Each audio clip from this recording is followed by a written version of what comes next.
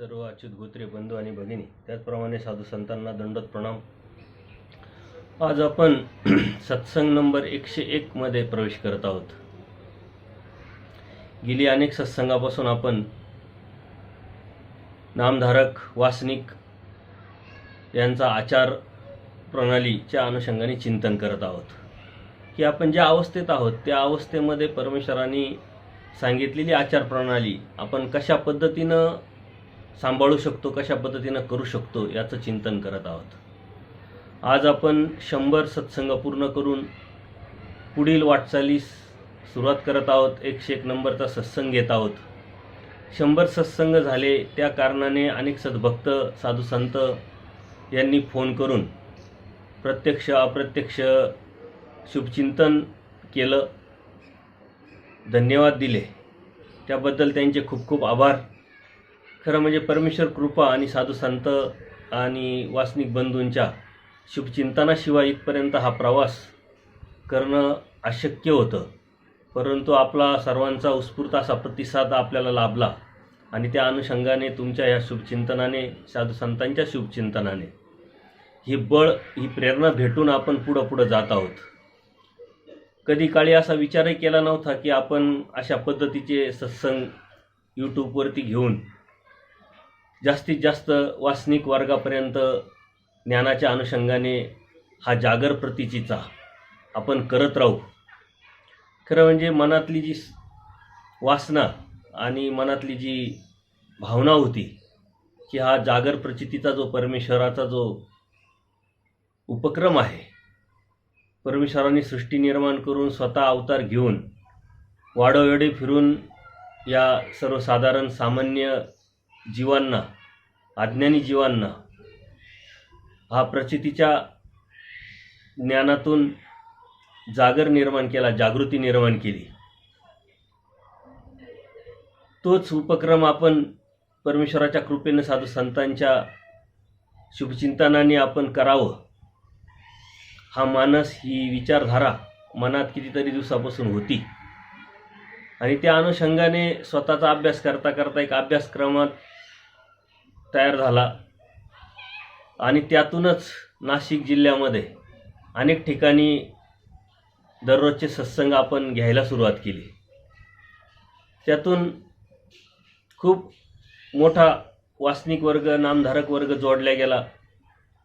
लोक अभ्यास करायला सुरुवात केली। एक चिकित्सा ठेवून हे धर्मज्ञान लोकांपर्यंत पोहोचवण्याचा प्रयत्न करायला लागलो। खरं म्हणजे इतरांसाठी आपण सत्संग घेतोय असे कधी मनात भावनाच आली नाही। आपण आपल्यासाठी सत्संग घेतोय, आपण आपल्यासाठी सांगतोय, कारण तुमच्या निमित्ताने मी वाचन करणार, मी संशोधन करणार, मी लिखाण करणार, ह्या गोष्टीतून ही गोष्ट मीच माझ्यासाठी करत गेलो, चालत गेलो। परमेश्वर कृपेने साधू संतांच्या शुभचिंतनाने हा कारवा बनत गेला आणि आज आपण 100 सत्संग पूर्ण करून पुढील वाटचालीस सुरुवात करत आहोत।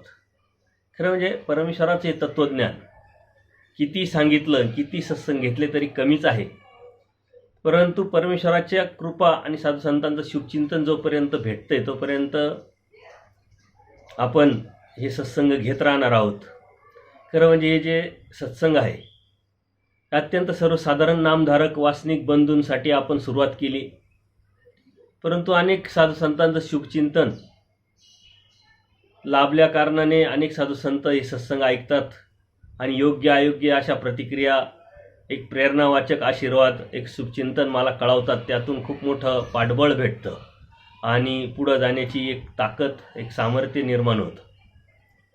वासनिकांच्या, नामधारकांच्या पाठिंब्याशिवाय शक्य नव्हतं, म्हणून त्यांचेही खूप खूप आभार की त्यांनी उत्स्फूर्त असा प्रतिसाद दिला। आज आपण 101 नंबरच्या सत्संगामध्ये प्रवेश करत आहोत आणि पुढेही आपण अनेक सत्संग घेणार आहोत, कारण ही तर सुरुवात आहे। कारण धर्मजागृतीच्या अनुषंगाने अनेक साधू संत आज वासनिक बंधू भगिनी प्रयत्न करताय आपापल्या परीनं सत्संग घेऊन। काही ठिकाणी या सोशल मीडियाच्या माध्यमातून गावोगावी वाडोवाडी सत्संग घेऊन हे धर्मजागृतीचं काम करत आहे। आणि त्यात थोडासा वाटा आपलाही असावा, थोडंसं आपणही त्यात उतरावं आणि ती ब्रह्मविद्याशास्त्राची चव चाखावी, या उद्देशाने आपण यात सहभागी झालेलो आहोत. कारण परमेश्वर हे आनंद देण्याचं जे मिशन परमेश्वराने आरंभलेलं आहे, त्या मिशनमध्ये आपण जोपर्यंत सहभागी होत नाही तोपर्यंत तो परमेश्वराचा आनंद घेण्याचं आणि आनंद देण्याचं मिशन पूर्णत्वात जाऊ शकत नाही. परमेश्वर सहाय्य करतात, पण आपल्याला प्रयत्न करावा लागतो. आणि म्हणून परमेश्वराने सृष्टी आरंभलेली, या सृष्टीमध्ये आपल्या सर्व जीवांना आणलेलं आहे. स्वतः अवतार घेतला, वाडोवेडी फिरून हे तत्त्वज्ञान सांगितलं. आणि अनेक सद्भक्त जे पूजनीय आचार्य असतील, पूजनीय माईंभट असेल, पूजनीय महादाईस असतील, यांच्या माध्यमातून यांच्या निमित्ताने आपल्यापर्यंत हे तत्त्वज्ञान पोचवलं.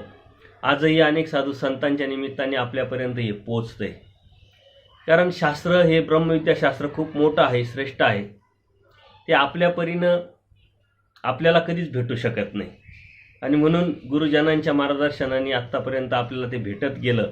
आणि आपल्याला जसं समजलं उमजलं ते इतरांना वाटावं, द्यावं आणि आपली ज्ञानाची ही उजळणी करत राहावी, परिपक्वता प्रगल्भता निर्माण करत राहावी.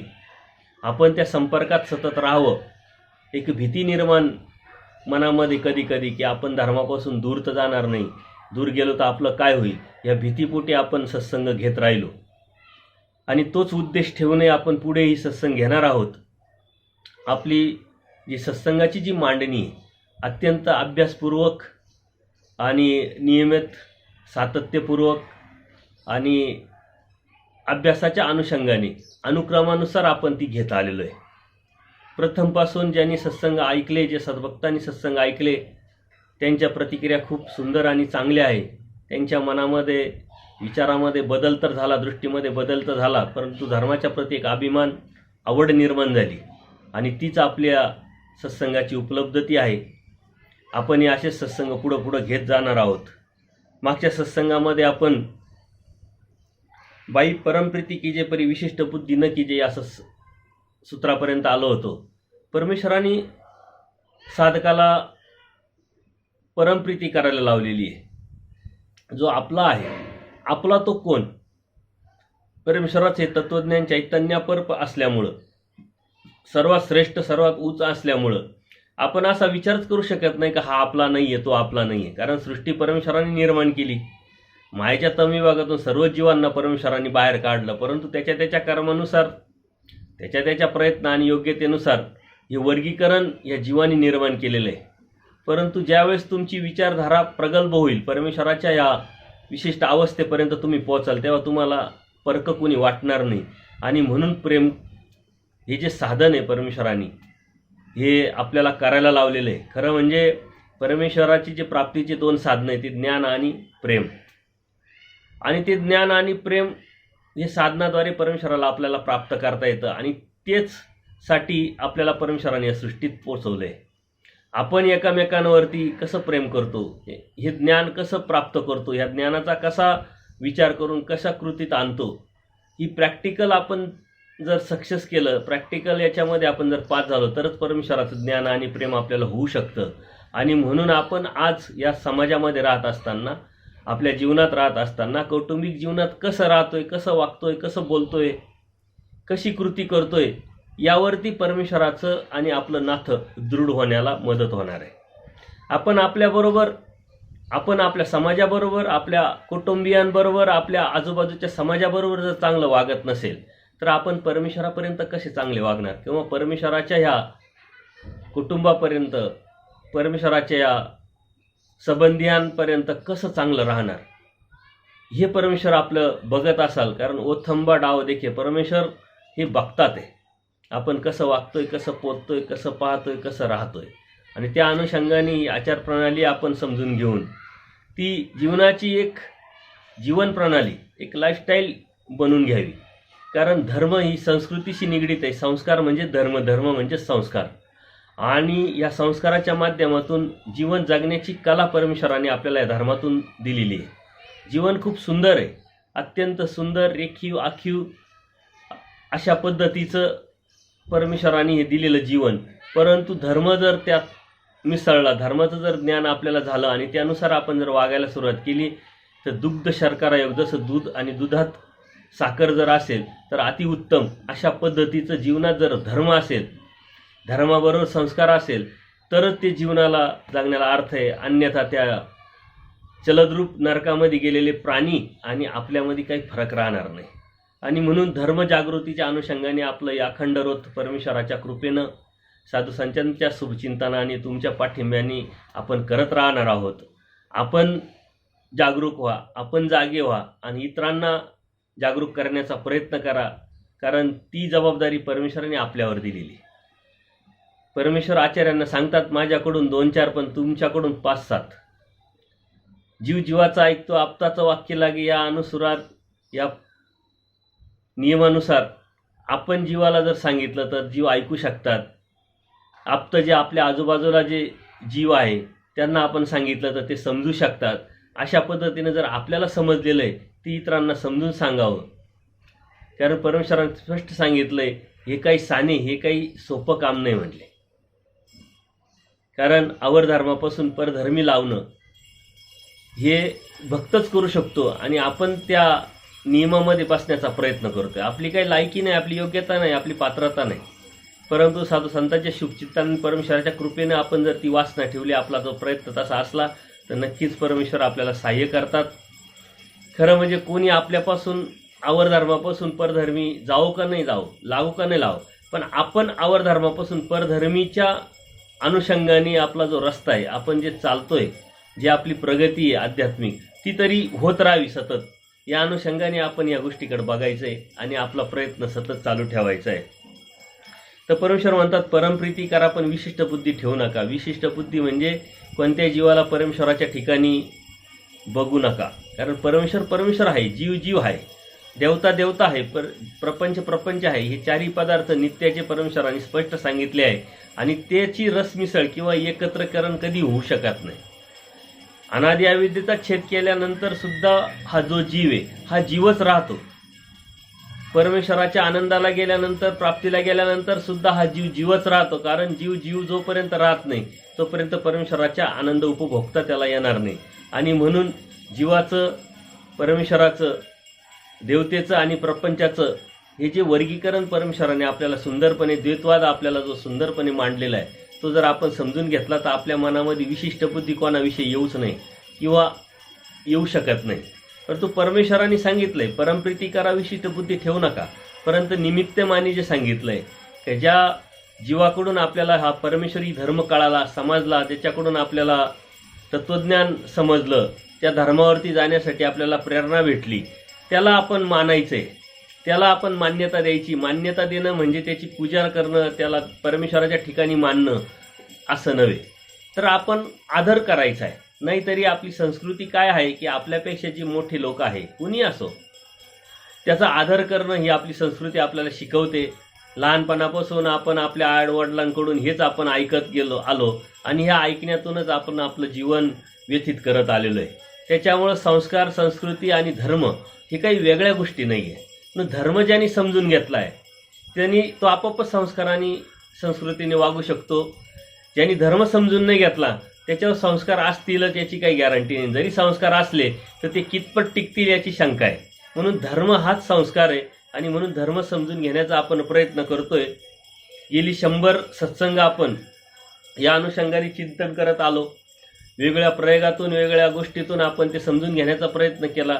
परमेश्वरांनी ज्या पद्धतीनं आपल्याला जीव, देवता, प्रपंच आणि परमेश्वर हा साहित्याच्या, वाङ्मयाच्या दृष्टिकोनातून, तत्वाच्या दृष्टिकोनातून, आचार विचाराच्या प्रणालीच्या दृष्टिकोनातून समजावला, त्या पद्धतीनं आपण अनुक्रमे तो करत आलेलो आहे. काही प्रश्नपत्रिका सोडून घेतलेल्या आहे. निर्णयाच्या माध्यमातून आपले जे गुरुजन आहे, आपले जे पूर्वज आहे, यांनी काही तत्वसिद्धांताच्या अनुषंगाने, आचारविचाराच्या अनुषंगाने जे निर्णयात्मक निर्णय लावून टाकलेले, त्या अनुषंगाने सुद्धा आपण चिंतन केलं, जेणेकरून आपल्याला धर्म सांभाळत असताना कोणत्याही प्रकारच्या अडीअडचणी येणार नाही आणि धर्म सांभाळत असताना अत्यंत सक्षमपणे आपण, अभिमानाने आपण तो धर्म सांभाळू शकतो. अशा पद्धतीनं आपली ही वाटचाल सुरू आहे. तुम्ही अभ्यास करताय, वाचन करताय, सत्संग ऐकताय, चिकित्सा निर्माण करताय, हे तुमच्यासाठी, तुमच्याच हिताचं आहे असं समजून आपण चालत राहिलं पाहिजे. कारण आपलं हित आपल्या चिकित्सेमध्ये आहे, आपलं हित आपल्या अभ्यासामध्ये आहे, आपलं हित आपल्या कृतीमध्ये आहे, आपलं हित आपण ज्ञानार्जनामध्ये आहे. कोणाच्या कशाच्या याच्यामुळं आपलं हित होऊ शकत नाही. म्हणून आपलं हित आपण जर जाणलं तर आपोआपच धर्माच्या अनुषंगाने आवड निर्माण होऊन त्या धर्मावरती चालण्याचा आपला प्रयत्न सतत राहील. प्रीती विखो होईजे, म्हणजे जे प्रेम आपण जे करतोय त्याला विषय बनवायचं, विखो होईजे विषय. त्याच पद्धतीनं म्हणजे स्वभावत अशा पद्धतीनं आपल्या जीवनामध्ये आपण ते आपलं प्रेम जे आहे एकामेकावरचा अच्युत गोत्रांवरचं ते आपल्याला बनवायचं आहे. जेणेकरून आपल्याला प्रेम करण्यासाठी एक विशिष्ट वेळ, विशिष्ट पद्धत, विशिष्ट वातावरण, विशिष्ट ठिकाण आपल्याला अशी कोणत्या प्रकारची गरज नाही वाटली पाहिजे. तर कोणी आपल्याला प्रेम देतंय, कोणी आपल्या प्रेमाने काही वस्तू रूपात काही गोष्टी देतंय तर आपण त्या स्वीकारत असतो, आपणही दुसऱ्यांना ते देत असतो.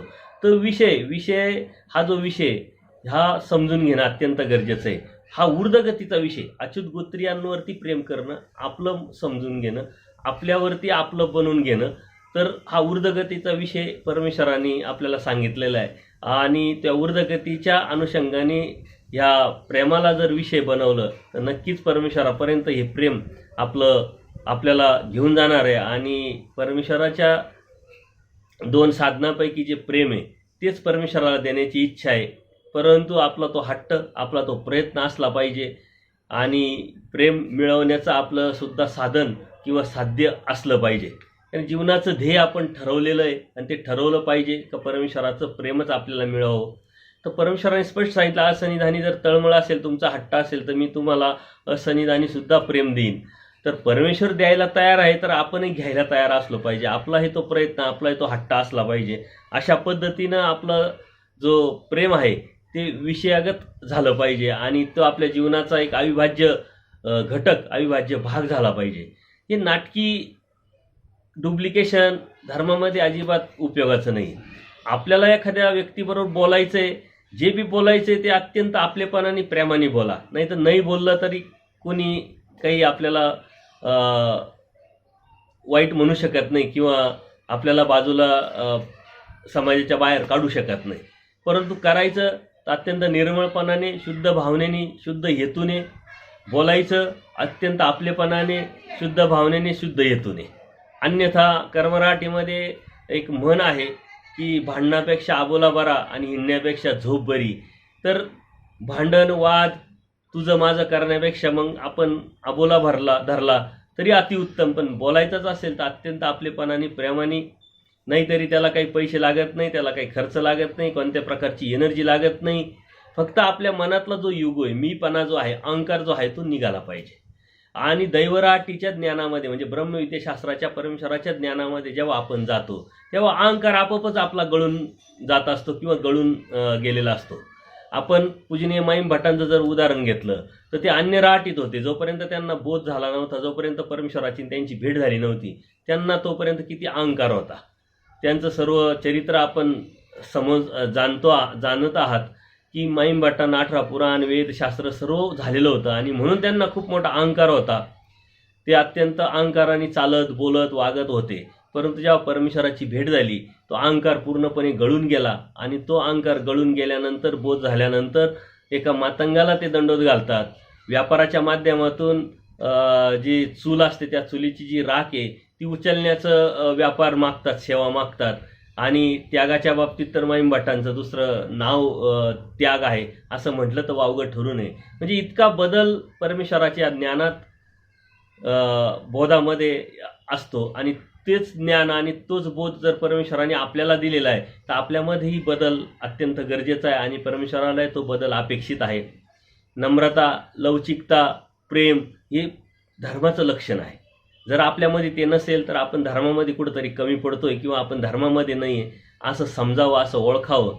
कारण धर्मात आल्यानंतर अहंकार, युगो, मीपणा आपोआपच गळून जातो. कारण हे अहंकार, युगो, मीपणा हे सर्व देवतेचे कार्य किंवा देवतेच्या धर्माचे लक्षण आहे. परमेश्वराच्या धर्माचे लक्षण ते नाही आहे. बघा तुम्ही आचार्यांच्या चरित्राकडे बघा, पूजनीय माईम भटांच्या चरित्राकडे बघा, मायदासांच्या चरित्राकडे बघा, औसा चरित्र जे वेदवंत औस आहे त्यांच्या चरित्राकडे बघा. त्यांना अत्यंत तामस, तमतम असलेल्या औसासुद्धा पण परमेश्वराच्या सन्निधानात आल्या तर त्यांच्यामध्ये जमीन आसमानचा फरक झाला. तर हा फरक आपल्यामध्येही परमेश्वराला अपेक्षित आहे आणि आपण तो बदल करून घेणं हे गरजेचं आहे. परस्परे मथन की जे मग नूतन होय. तुम्ही जवळ आले, भेटले तर परस्परे मथन म्हणजे चर्चा करणं, संवाद करणं हे अत्यंत गरजेचं आहे.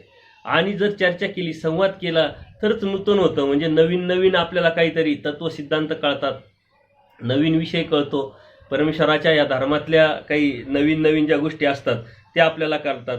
तर आपण भेटल्यानंतर शास्त्र चर्चा केली पाहिजे, अभ्यासाच्या अनुषंगाने चर्चा संवाद झाला पाहिजे. अन्यथा आपण जर भेटलो तर अन्य वार्ताच आपल्या खूप होतात.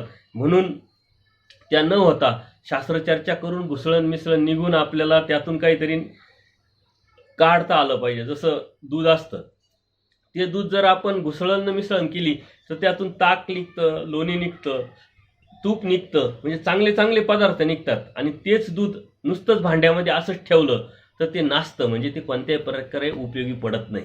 म्हणून शास्त्रचर्चातून आपलं नूतन जे होतंय ते होत राहतं. शास्त्रचर्चा झाली पाहिजे, संवाद झाला पाहिजे आणि ते अत्यंत नम्रतेने, लवचिकतेने, एकामेकाचा आदर ठेवून या गोष्टी झाल्या पाहिजे. कारण मी जर माझ्या विचाराशी पक्का राहिलो, ते त्यांच्या विचाराशी पक्के राहिले तर संवाद होऊ शकत नाही. त्यांचंही योग्य असू शकतं आणि हा बी एक विचार आहे, असा विचार करून जर आपण ऐकलं आणि त्या ऐकण्यातून काहीतरी नवीन आपल्याला भेटतंय असा समज करून घेऊन जर एकामेकाला देत राहिलो तर नक्कीच आपल्याला खूप मोठा फायदा होईल. कारण जो विचार आहे, मी तुम्हाला दिला, तुम्ही मला दिला, तर त्या विचारात वृद्धी होत राहते, वाढत राहते. नुसती वृद्धीच होत नाही, वाढतच नाही, तर जो आपला विचार आहे तो पक्का होत राहतो. म्हणून शास्त्रचर्चा ही अत्यंत गरजेची आहे. पूर्वी साधू संत जर दोन साधू संत एकत्र आले, भेटले तर ते शास्त्रचर्चा करायची. मी लहानपणी बदनापूर आश्रमात जाण्याचे माझे योग असायचे. ज्यावेळेस मला आत्ता नंतर आठवायला लागलं की मी जर गेलो, बसलेलं असायचं, दोन साधू संत बसलेले असायचे, तेवढ्यापुरतं काय चाललं, कुठून आले हे औपचारिक बोलणं संपलं की लगेच शास्त्राला चर्चा करायचे. ते काही सूत्रातून काय वाटतं, त्या दृष्टांताला काय वाटतं, याची प्रचिती काय आहे हे मला लक्षात आलं नाही. अत्यंत नम्रपणे साधू संत ही चर्चा करायचे. तर ती चर्चा आपल्या वासनिकांमध्ये, नामधारकांमध्ये झाली पाहिजे. आणि जर ती चर्चा होत राहिली वेळोवेळी तर नक्कीच आपलं जे मळीनत्व आहे ते आपल्यापासून कितीतरी दूर राहील. म्हणून शास्त्रचर्चेला अत्यंत गरजेचं आहे, त्याच्याकडून घ्यायला पाहिजे, ज्याच्याकडून आपल्याला समजतं त्याच्याबरोबर आपण शास्त्रचर्चा केली पाहिजे, त्यांच्याकडून घेत राहिलो पाहिजे. अन्य वार्तेपेक्षा किंवा त्या अन्य गोष्टी करण्यापेक्षा, त्याचा विचार करण्यापेक्षा शास्त्रचर्चा करणं कधीही चांगलं. अन्य वार्ता हा दोष आहे आणि त्यापासून वाचायचं असेल तर शास्त्रचर्चेत राहणं अत्यंत गरजेचं आहे.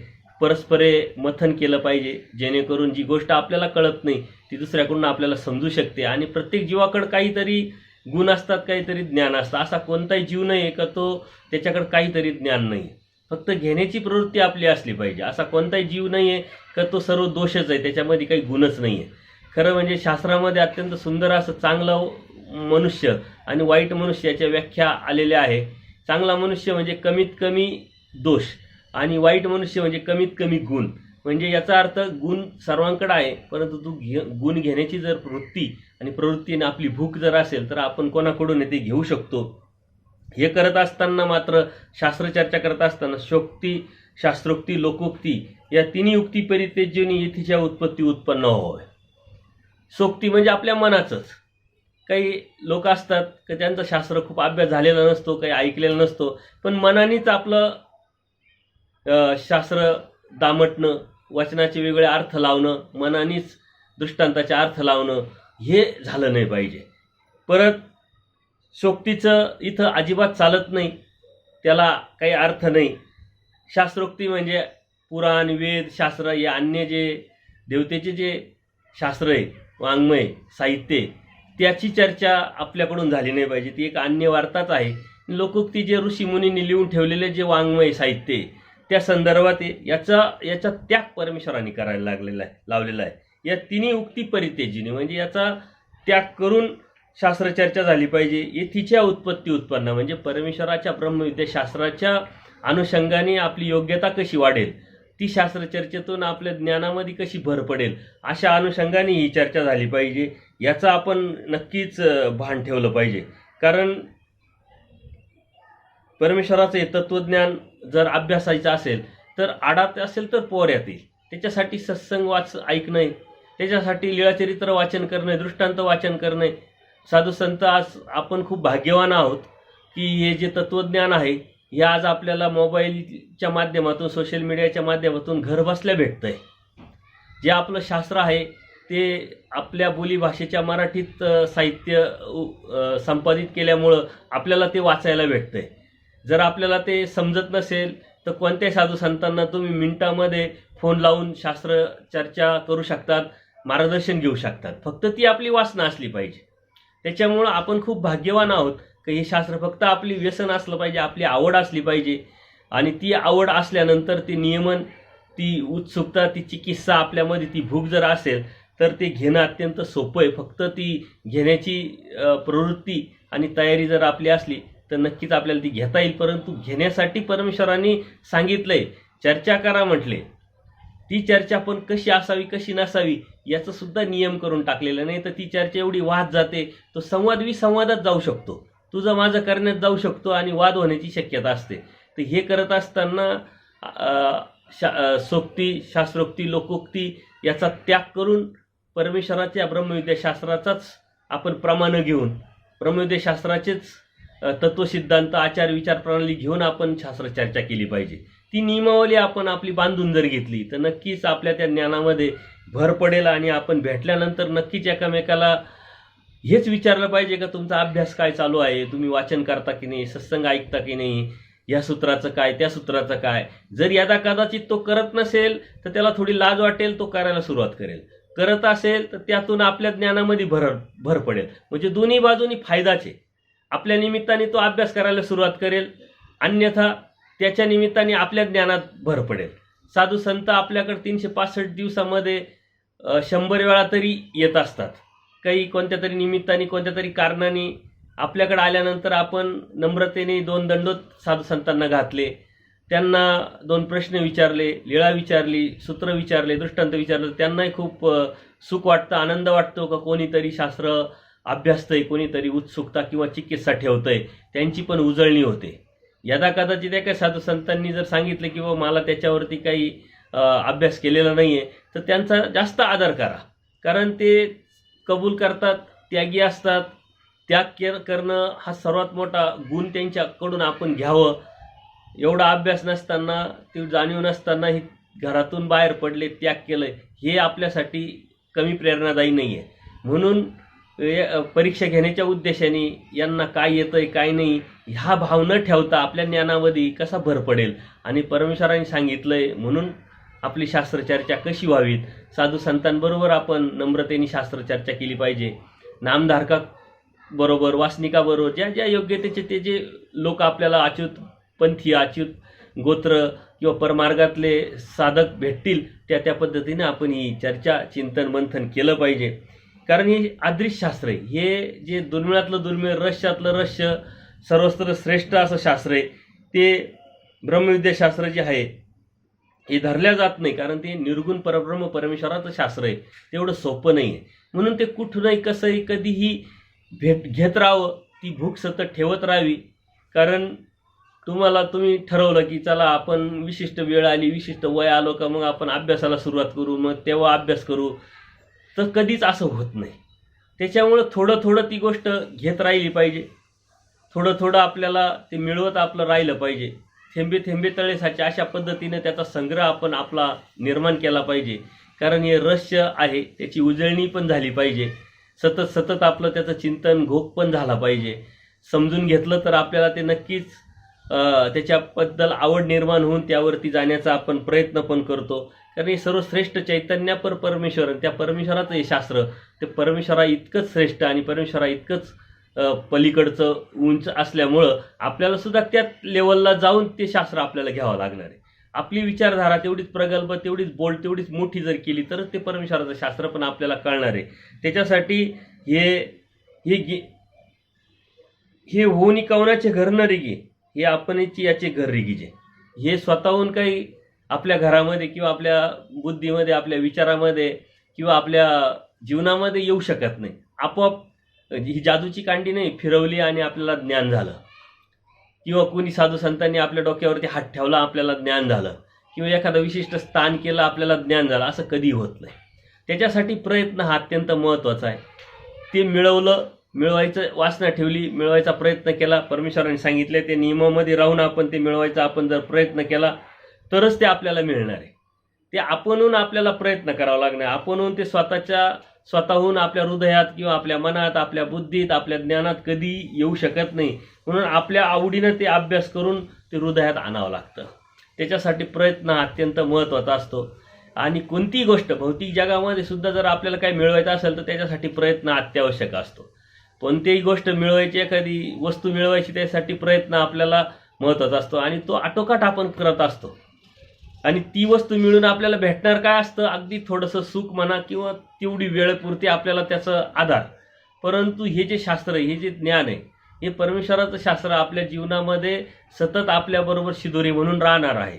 जीवनाच्या नंतरही तेच आपल्याबरोबर येणार आहे. एखादी व्यक्ती सरली तर तो त्याच्या इस्टेटीतला 1% भाग घेऊन जात नाही, कशालाही तो स्पर्श करत नाही, घेऊन जात नाही. परंतु त्याच्याबरोबर काहीच जात नाही असं नाही. त्याच्याबरोबर त्यांनी केलेले कर्म, त्यांनी मिळवलेलं शास्त्र, त्यांनी केलेली क्रिया, त्यांनी केलेलं स्मरण, त्यांनी केलेलं चिंतन, ते त्याच्याबरोबर जातं आणि ते त्याला पुढच्या रस्त्यावरती प्रकाशासारखा मार्ग दाखवत असतं. म्हणून आपण जे आपल्याबरोबर येणार आहे, आपल्याबरोबर राहणार आहे, तेच आपण घेण्याचा प्रयत्न करा, जेणेकरून आपल्याला त्याचा सतत उपयोग होईल. एखादी वस्तू मिळवली आणि कालांतराने ती जर संपुष्टात येणार असेल तर ती मिळवण्यास काय हासिल आहे, काय अर्थ आहे. पण तरी आपण त्याच्या पाठीमागे धावत असतो, कितीतरी आपल्या जीवनाचा वेळ आपण त्याच्यामध्ये देत असतो. ती वेळ निघून गेल्यानंतर कळतं की अरे आपण विनाकारण धावलो. त्यासाठी आपण खूप भाग्यवान आहोत की या ब्रह्मविद्याशास्त्रामध्ये येऊन आपल्याला त्या गोष्टीची जाणीव, त्या गोष्टीची किंमत आपल्याला कळालेली आहे. आणि म्हणून हा प्रयत्न आपला सतत असला पाहिजे, कारण याचं स्वतःहून कधीच हे ज्ञान होऊ शकत नाही. त्याच्यासाठी प्रयत्न, त्याच्यासाठी अभ्यास, त्याच्यासाठी चिंतन, त्याच्यासाठी मनन, त्याच्यासाठी नियमावली आणि त्याच्यासाठी सातत्य हे अत्यंत महत्त्वाचं आहे.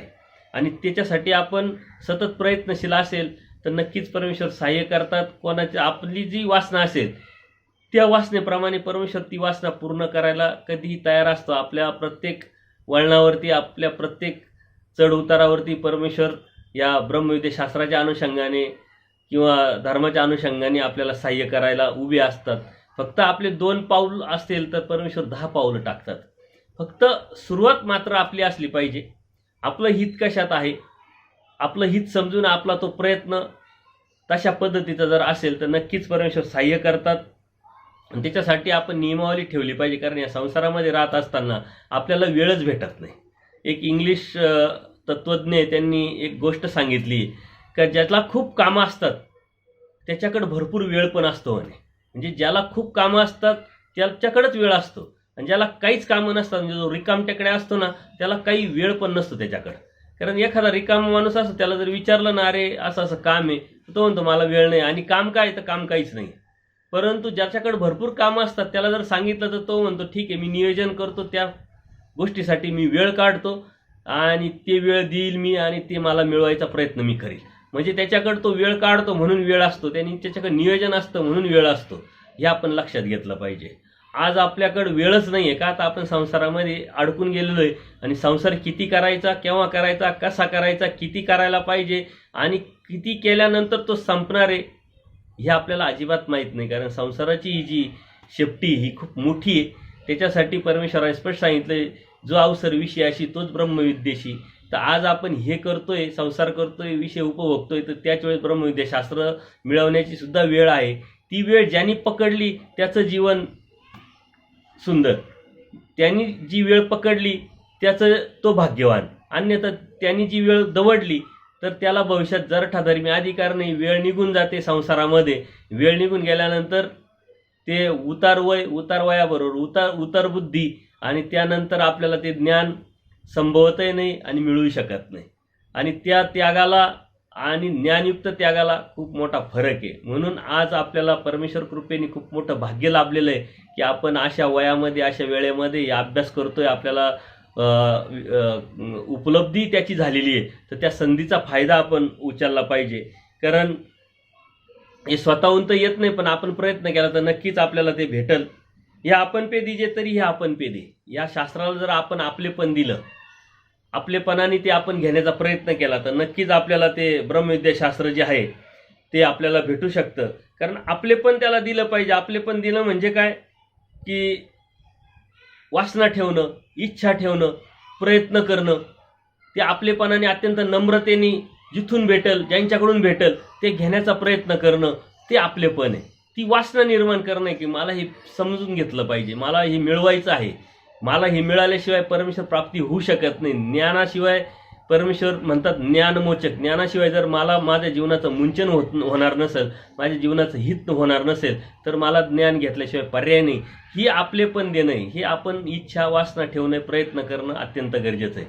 भौतिक जगामध्ये छोट्या छोट्या गोष्टी मिळवायला सुद्धा ज्ञान लागतं आणि ते आपल्याला द्यावं लागतं. आपण याच्यावरती खूप चिंतन केलेलं आहे जीव या पदार्थामध्ये, ही छोटी छोटी गोष्ट आहे का त्याच्यासुद्धा ज्ञानाशिवाय ती प्राप्त होत नसेल, तर परमेश्वराचं जे तत्त्वज्ञान आहे, परमेश्वर प्राप्तीचं जे तत्त्वज्ञान आहे किंवा परमेश्वर प्राप्ती आहे, ही मिळवण्यासाठी तेवढ्याच उंचीचं, तेवढ्याच मोठं ज्ञान आपल्याला ते मिळवावं लागणार आहे. आणि ते परमेश्वर आपल्याला स्वतः अवतार घेऊन सांगताय, स्वतः अवतार घेऊन देताय.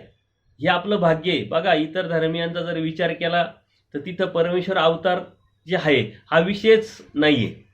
ख्रिश्चनांकडे जा, ते म्हणतात हा परमेश्वराचा पुत्र आहे, म्हणजे परमेश्वर नाही. मुस्लिमांकडे जा, हा परमेश्वराचा प्रेषित आहे, म्हणजे परमेश्वर नाही. जैनांकडे जा, परमेश्वराचे तीर्थकार आहे, म्हणजे परमेश्वर नाही. म्हणजे परमेश्वर जी वस्तू आहे, परमेश्वरचे तत्व आहे किंवा परमेश्वर ही जी शक्ती आहे, ती स्वतःहून अवतरली आपल्यासाठी आणि स्वतःहून अवतरून वाडोवेडी फिरून ते ज्ञान परमेश्वराने आपल्याला दिलेलं आहे. हा विचारच आपल्याला किती प्रेरणादायी आणि किती उत्साहवर्धक आणि किती आनंदमयी आहे, हा विचार करा आपण. कारण परमेश्वर स्वतः येणं, जीवासारखा होऊन येणं, जीवासाठी येणं म्हणजे आपल्यासाठी येणं, हेच आपल्यासाठी खूप आनंददायी आहे. आणि तो आलेला आहे, परंतु आपण तो घेतला पाहिजे. आपल्या हृदयामध्ये तो अवतारला पाहिजे, आपल्या हृदयामध्ये तो उतारला पाहिजे. आणि तो उतारण्यासाठी आपला प्रयत्न, हे ज्ञान घेणं अत्यंत गरजेचं आहे. म्हणून आपण जर आपलेपण दिलं त्या शास्त्राला, तर ते शास्त्रसुद्धा आपल्याला भेटत असतं. घेईजे घोकीजे मग काळे करून उपयोगाचं आहे. आता आपल्याला हे वाचत असताना, अभ्यास करत असताना, ऐकत असताना किंवा कुठं कार्यक्रमाला गेलो, ह्या कार्यक्रमात ऐकत असताना आपल्याला काही गोष्टी कळत नाही, समजत नाही. कारण हे शास्त्र ऊर्ध्वगतीचं आहे, उच्च लेवलचं आहे आणि जीव हा अधमती अधगती अधरती मतित्रयाने बुडालेला आहे. म्हणजे उलटं झालं, ते वैजत्य झालं. शास्त्र वरच्या ऊर्ध्वगतीचं, वरच्या लेवलचं, आणि जीवाचा जो बांधा आहे किंवा जीवाचा जो स्वभाव आहे किंवा जीवाची जी प्रवृत्ती ती खालच्या पद्धतीची, खालच्या लेवलची. तर हे जमेल कसं? परंतु जर आपण प्रयत्न केला तर नक्कीच आपल्याला त्याच्यामध्ये यश प्राप्त होऊ शकतं. आणि म्हणून जिथून घ्यायचंय तिथं घेत राहिलं पाहिजे, जिथून भेटतंय तिथून घेतलं पाहिजे. घेईजे घोकीजे नुसतं घेऊन उपयोग नाहीये, त्याचं चिंतन पण केलं पाहिजे. हे जनावरं जे असतात ते दिवसभर चारा खातात, जे भेटल ते खात राहतात, जे भेटल ते खात राहतात. परंतु सायंकाळी आपल्या गोठ्यामध्ये, आपल्या खुंट्यावरती आल्यानंतर ते जे दिवसभराचं जे खाल्लेलं आहे ते रवंत करतात आणि त्याच्यामुळं त्यांना धष्टपुष्टता येत राहते, शक्ती येत राहते. तसं आपण ते घेतलं, त्याचं जर चिंतन केलं तरच आपल्याला ते शास्त्र समजणार आहे, कळणार आहे. अन्यथा आपण ऐकलं आणि एका कानातून ऐकून दुसऱ्या कानाने सोडून दिलं तर ते आपल्या लक्षात कधी राहणार आहे, कसं राहणार आहे? आणि ही कंप्लेंट अनेक सद्भक्तांची असते की आम्ही ऐकतो पण आमच्या लक्षात राहत नाही. तर लक्षात राहण्याचं कारण काय? तर आपण चिंतन करत नाही त्याचं. एखादी गोष्ट आठवणीत ठेवायची तर आपण ती हेतुपुरस्कर आठवणीत ठेवतो, आपल्या बुद्धीला तशी सवय लावतो, त्या बुद्धीला आपण कमांड देतो की आपल्यात लक्षात ठेवायचं आहे आणि ते सेव्ह करतो.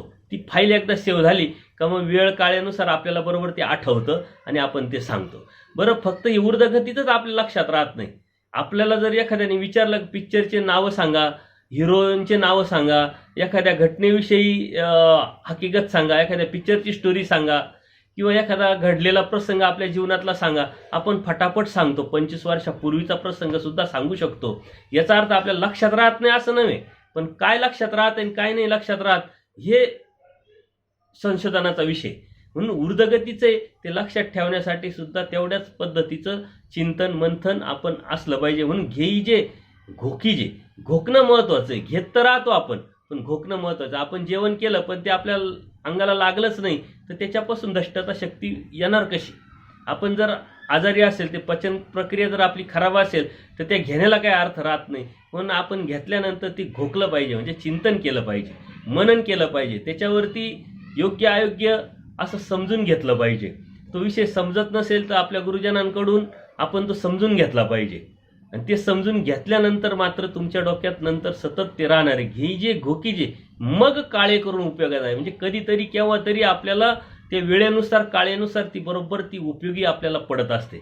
जसं पूर्वी गावाला आपण निघाल्यानंतर आपण शिदुरी घेऊन जायचं, किंवा एक ती परंपरा होती, जेणेकरून दळणवळणाचे साधनं त्यावेळेस कमी होते, वेळ लागायचा, तर आपल्याला भूक लागेल म्हणून एक शिदुरी म्हणून आपल्याबरोबर ते अन्न काहीतरी असायचं, तर आपण ते वेळेकाळेला उपयोगी पडायचं ते आपल्याला, म्हणून ते आपण ठेवायचं. पण तसं घेतल्यानंतर घोकल्यानंतर ती फाईल आपली सेव्ह करून जर ठेवली तर बरोबर आपल्या जीवनामध्ये ती कुठंतरी केव्हा तरी कधीतरी काळेनुसार वेळेनुसार परिस्थितीनुसार ती उपयोगाला आपल्या येत असते. कारण आपण तो प्रसंग आला, ती वेळ आली का लगेच लक्षात येतं.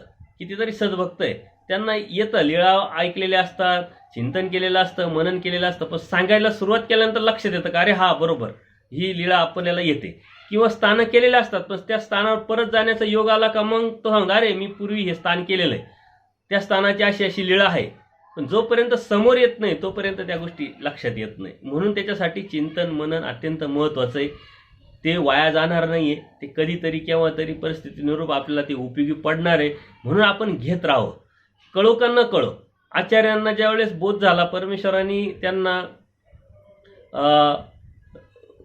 युग धर्म संहार संसरण परत विद्यामार्ग उद्धारणाचे काही सूत्र एवढे सांगितलं. आचार्य म्हणतात देवा तुम्ही एवढं सांगितलं पण ते मला घेवत नाही किंवा मला पकडल्या जात नाही, धरल्या जात नाही. परमेश्वर स्पष्ट सांगतात घ्या घोका मग काळे करून उपयोगात आहे.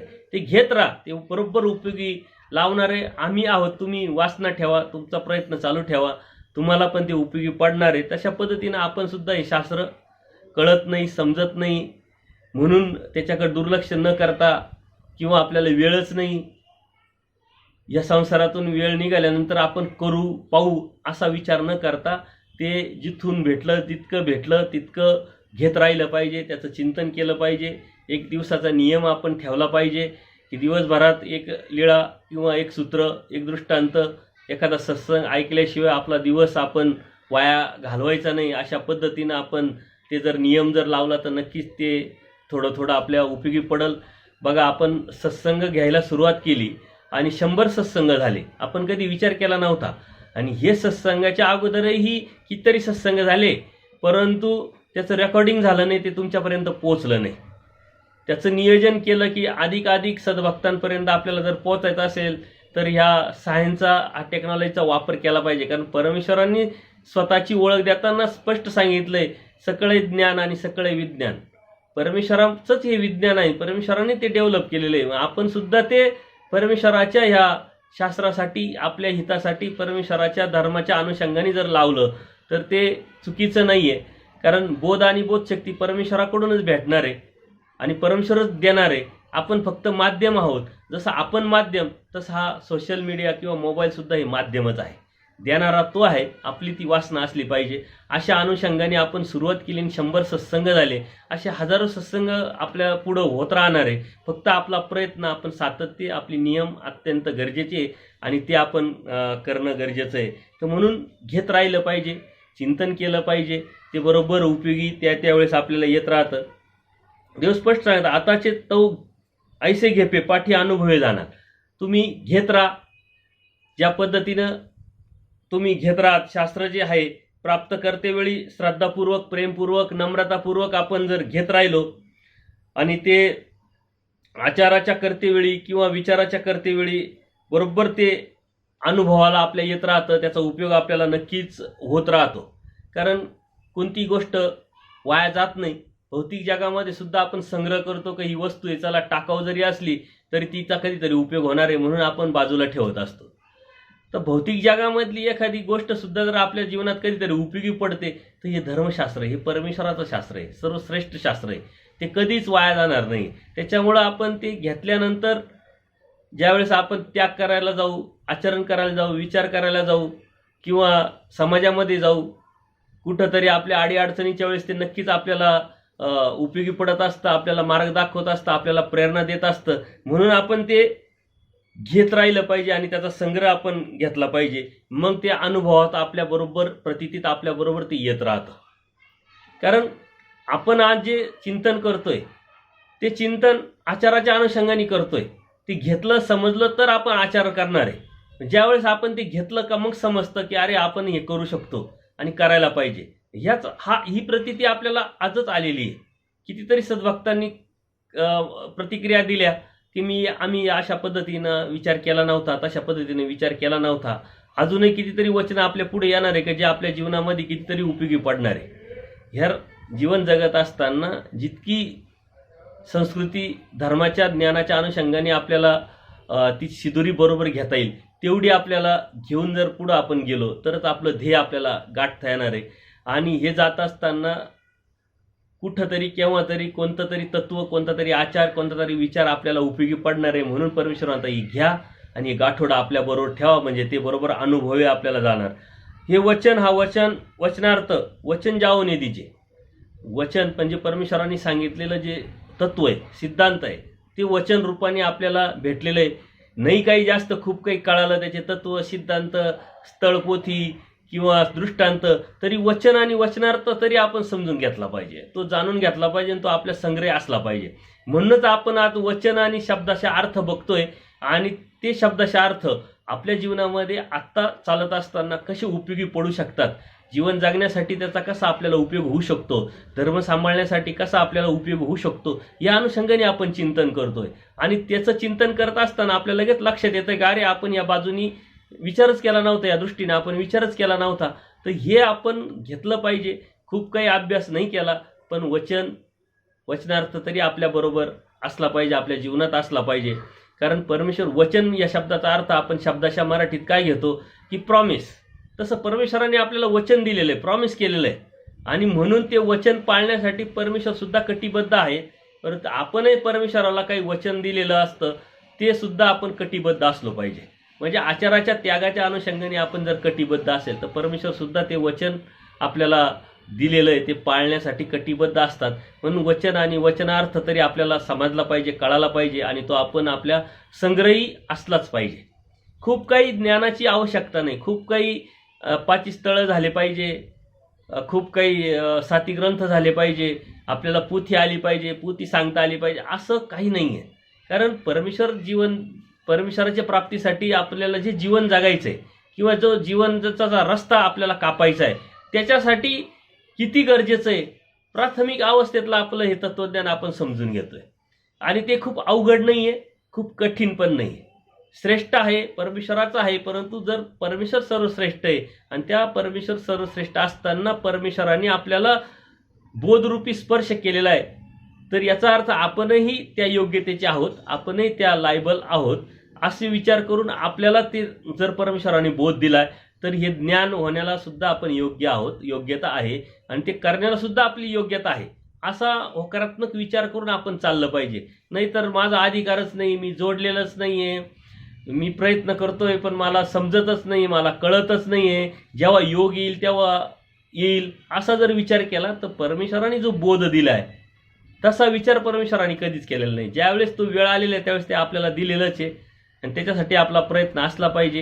हे नकारात्मक विचार आपण खोडून टाकले पाहिजे, सोडून दिले पाहिजे आणि मग परमेश्वराच्या या रस्त्यावरती चालायला सुरुवात केली का नक्कीच आपल्याला त्याचा उपयोग होईल. आणि हे उपयोगी पडण्यासाठी वचन आणि वचनार्थ आपल्या जीवनामध्ये सतत संग्रह असले पाहिजे. कारण परमेश्वराने आपल्याला वचनरूपी गोविंदाचं सन्निधान सांगितलेलं आहे आणि वचनरूपी गोविंदाचं सन्निधान करणं म्हणजे परमेश्वराच्या सन्निधानात राहणं म्हणजे वचन आणि वचनार्थ आपल्या जीवनामध्ये ठेवणं, आपल्या संग्रही ठेवणं.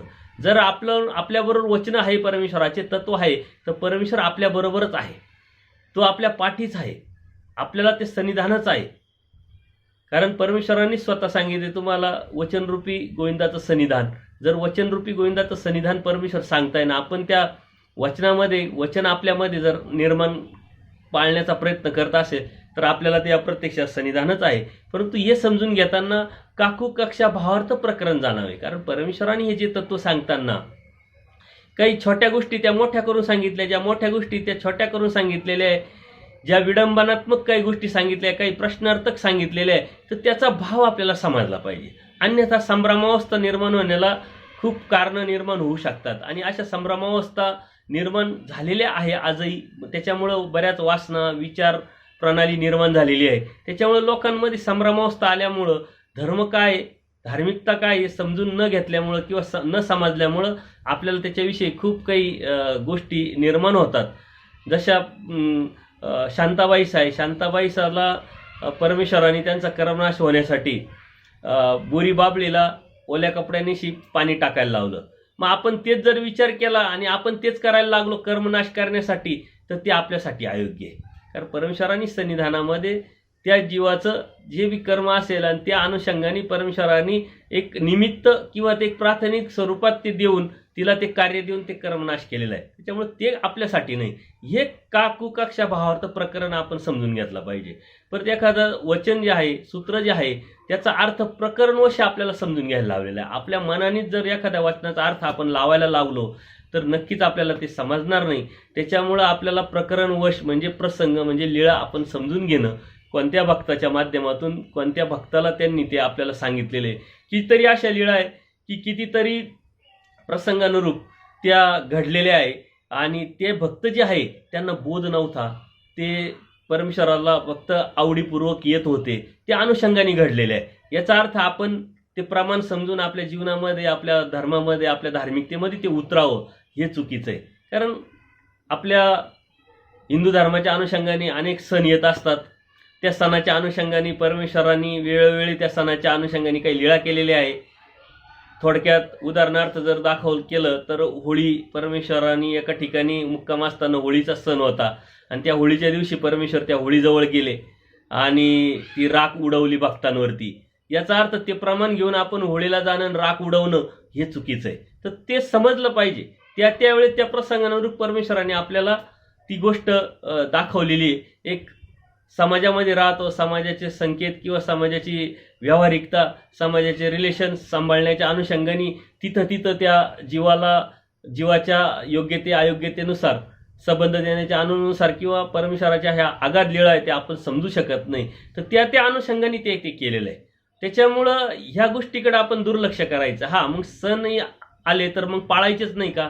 पाळायचे. आपण समाजामध्ये राहतोय, समाजात राहत असताना समाजाचे संकेत आपल्याला पाळायचे, परंतु आपण अनन्य भक्ती करतोय, परमेश्वराला एकनिष्ठ अनन्य भावे आपण शरण गेलेलो. त्याच्यामुळे आपल्यासाठी सर्वस्व परमेश्वर आहे.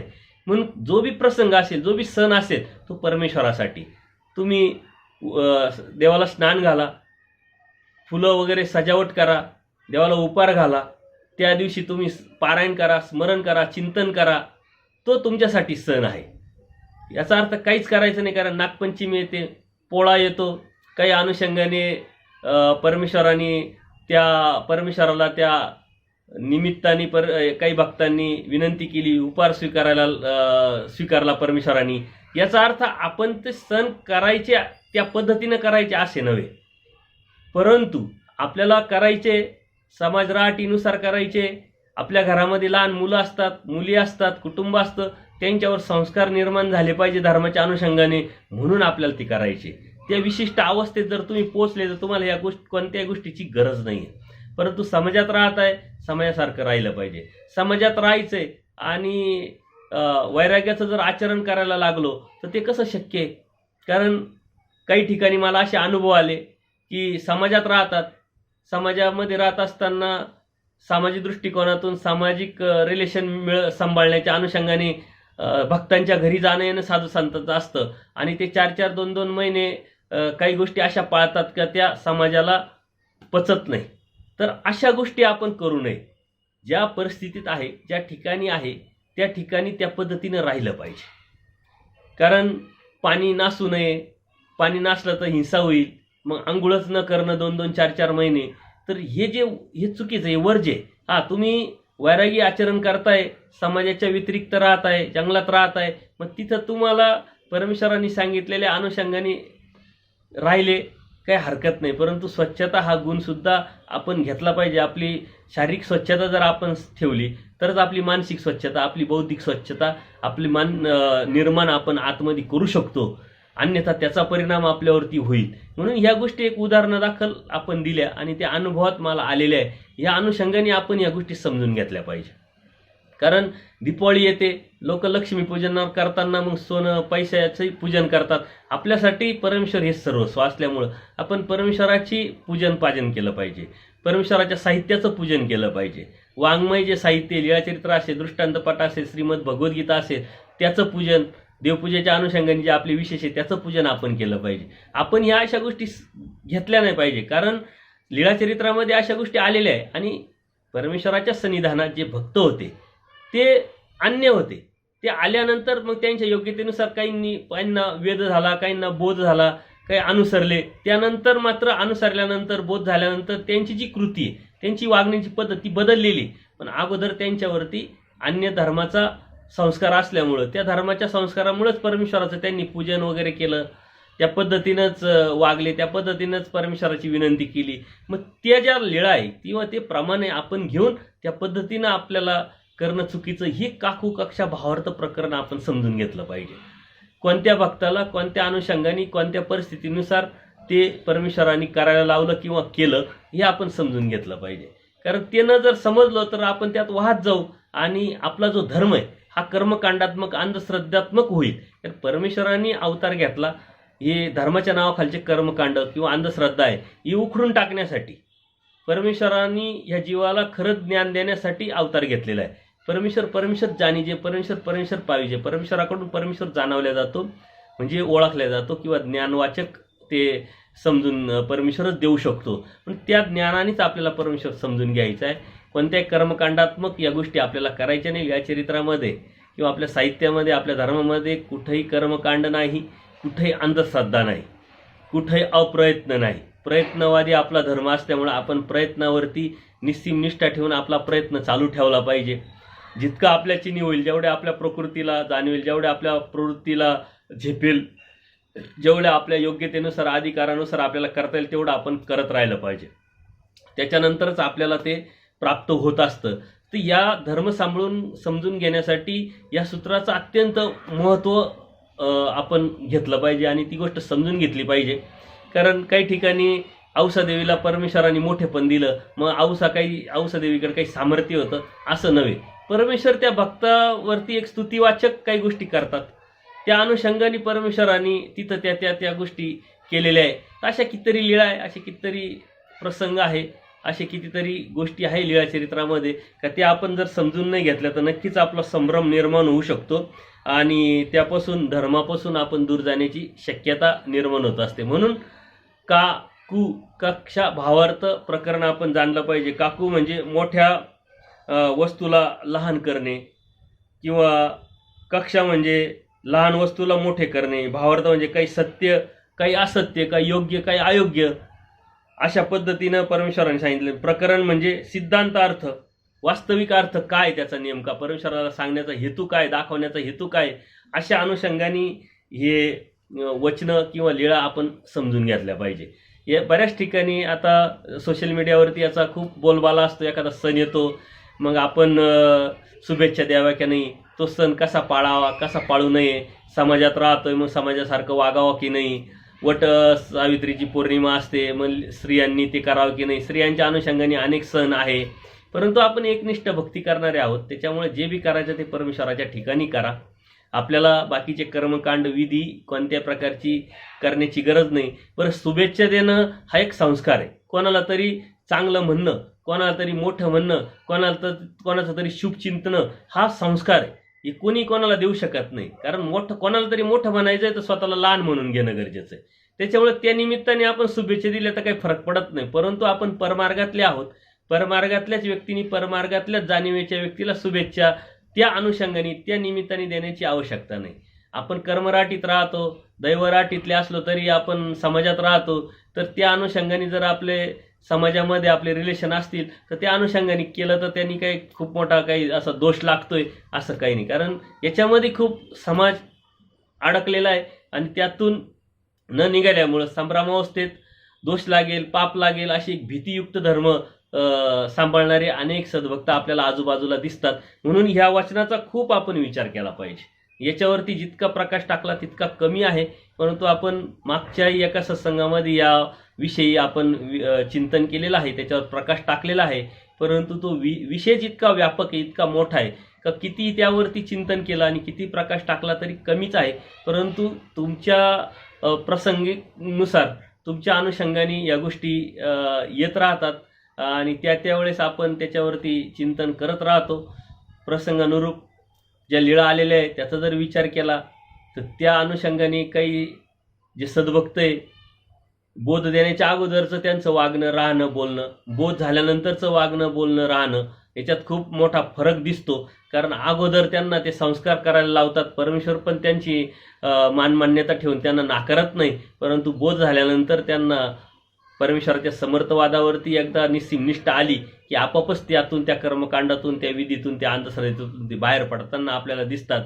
अशा पद्धतीनं कोणते वचनं, कोणते लीळा, कोणते दृष्टांत किंवा कोणते तत्व, आचार, विचार प्रणाली, काकू, कक्षा, भावार्थ प्रकरणासहित आपण जर समजून घेतलं तर नक्कीच आपण ज्ञानाच्या अनुषंगाने त्याचा आपल्याला धर्माच्या अनुषंगाने उपयोग होईल. यावरती आपण आज चिंतन केलं. यावरती नक्कीच तुम्ही प्रतिक्रिया व्यक्त करा.